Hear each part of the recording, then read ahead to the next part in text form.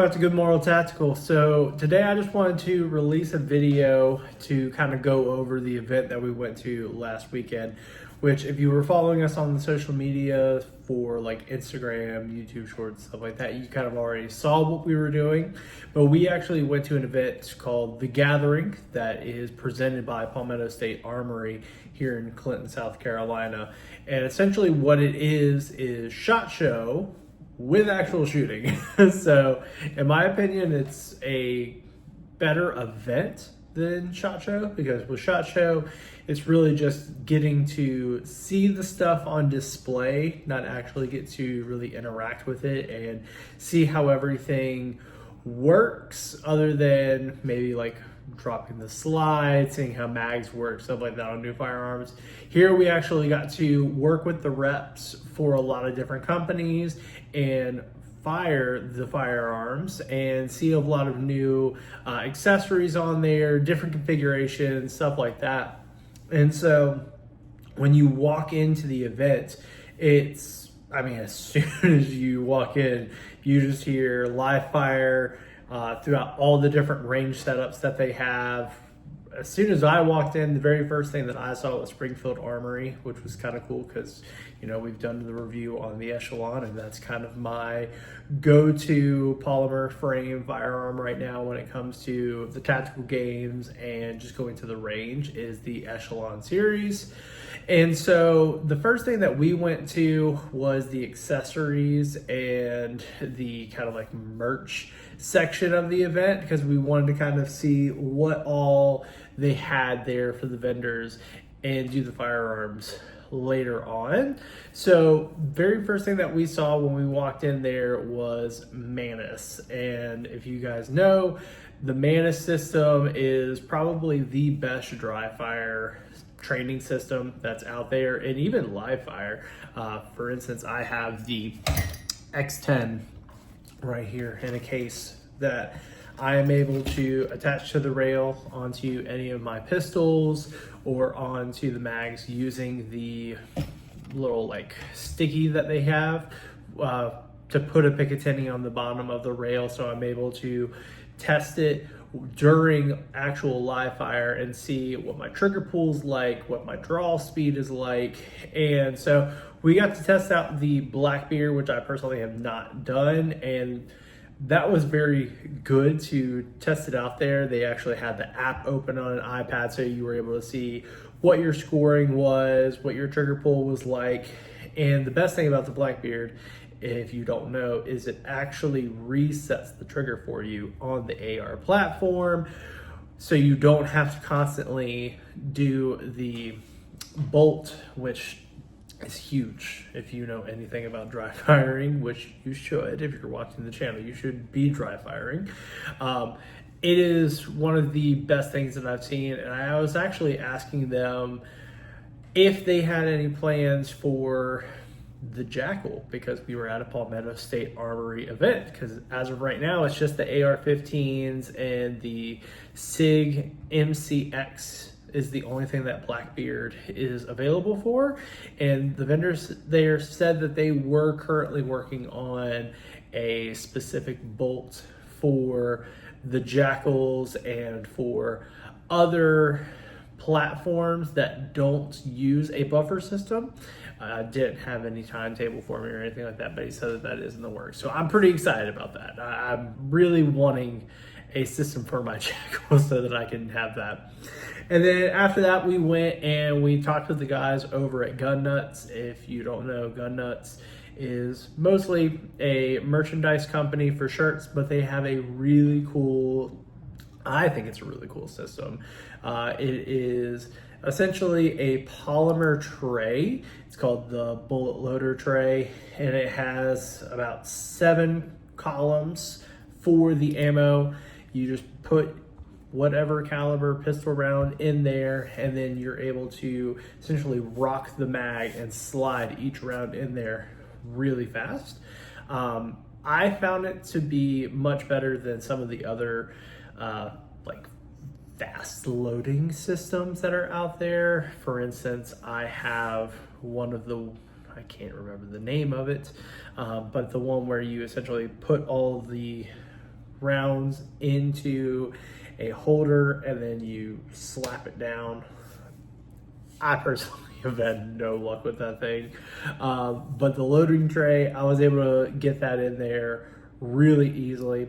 And the guys there were just really awesome to talk to. After that, we went and talked with our buddy over at Primitive Bear Knives, who is a Carolina native, and he was just showing us off some of his knives, really cool stuff that he was having.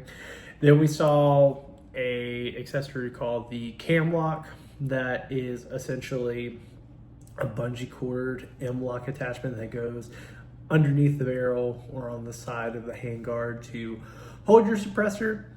I also saw them using it as a way of storing a tourniquet on the side of the rifle.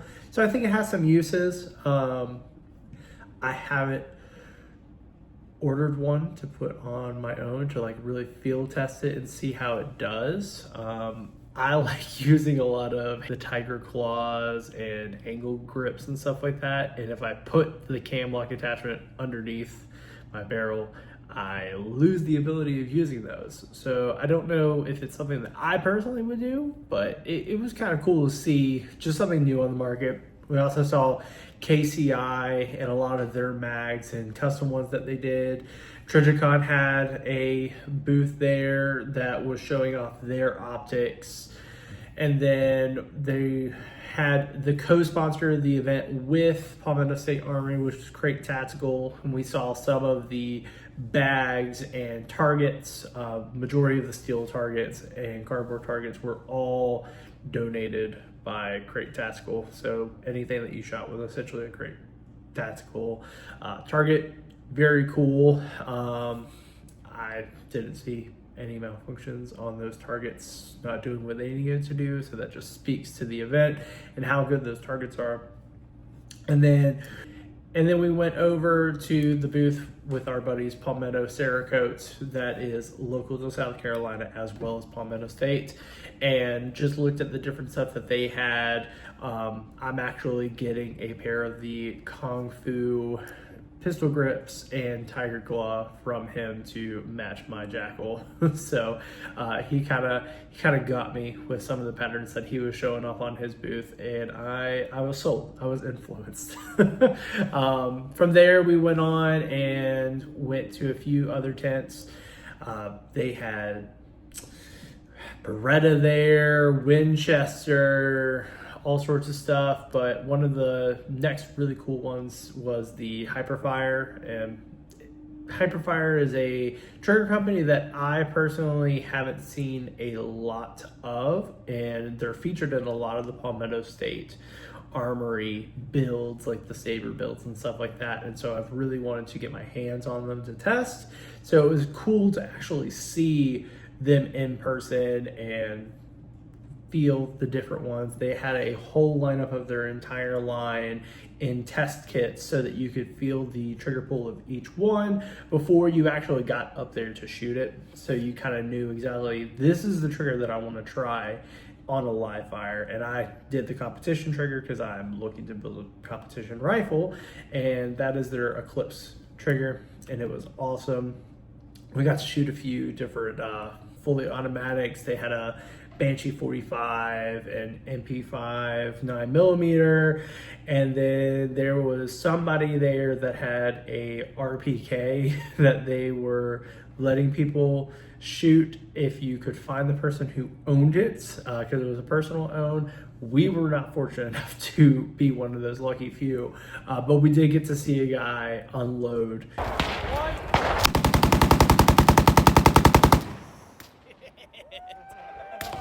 Then we went to the Kimber booth. For me personally, I think the best reps there were probably the Kimber reps, because they let me take as many as I want up to the shooting line. They said, all right, what's on the table? What do you want to try? And I said, can I take these 3? And they let us. And they were just awesome guys. They let us take pictures however we want. Really accommodating. The Glock guys were awesome. We got to try the new Koa cuts on the Glocks, where it's essentially straight from the factory with the new Acro aim points. And I personally liked the sight. I think it was very low down to the slide to where it would have been iron sight level. And again, I don't have one to actually field test for dropping, putting it in water and everything like that. But the clarity of the glass on a live action range day where multiple people have been shooting at through the entire day, we had no issues whatsoever with that optic, and it looked clear the entire day. From there, we talked to the Vortex guys and got to see a little bit more about the Defender series. You know, they have the smaller one and then the more full size. And I did not know this about the full size, but the battery compartment is not on the side like every other red dot. It actually has a button that you press that pops open the battery so that it's much easier to get to. And I am all for that, because I don't know about you, battery trays on red dots and me, we do not get along. I have scratched up so many red dots trying to pull out those trays. So seeing that kind of solidified that I'm probably gonna get a Defender optic. I'm probably gonna do that here in the next little bit. We talked to the Christensen Arms reps. We talked to Dead Air.